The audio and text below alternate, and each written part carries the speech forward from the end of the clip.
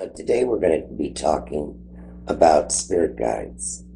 I think it's been somewhat a confusion about exactly what a spirit guide is and what they do or how we get them.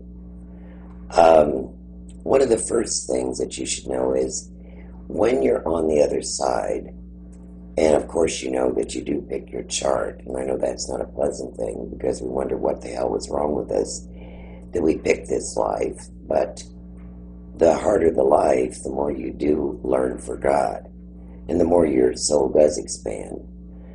But what you do is you pick, or they pick you. It's sort of a personal thing where you feel that this person that has lived a life, you see, it's not an angel. That's where people get very confused. It is someone who is incarnated and lived on this earth, and by council, which is a group of people on the other side, also help you in deciding who would be the best for you to go along with you. I like to call them the nudging spirits along the way. They're the companion spirits.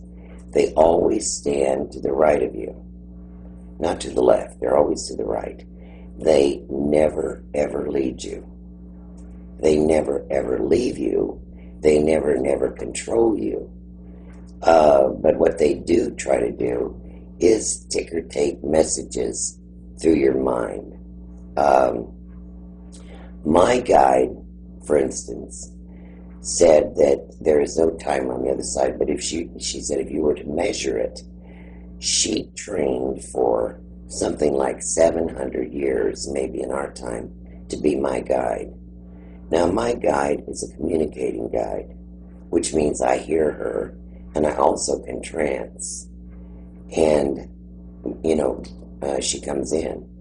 But even if you don't hear them audibly, let me give you an example. You can be worried about something, and all of a sudden, you get an idea, or let's say a message, let's call it a message, come through your mind, and you think, oh my God, why didn't I see that? A good way to do this is before you go to bed at night, is say to your guide, I have a female guide, is because I'm so linear that I needed a female guide to balance me out. And I've always been convinced of that. But she is very direct and straightforward. And I am, but I think she's even more cut and dry. And I know every time she's come in, she's always very succinct to the point.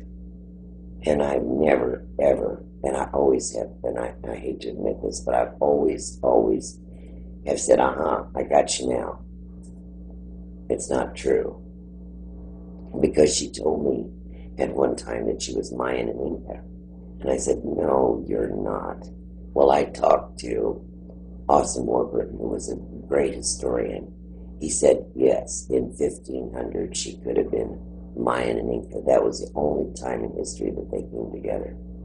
So see, even then she was right. Well, listen, I'm so glad that I've been able to spend this time with you. And I hope you have much success with finding your guide. And you will if you keep it up. And God bless you and keep you.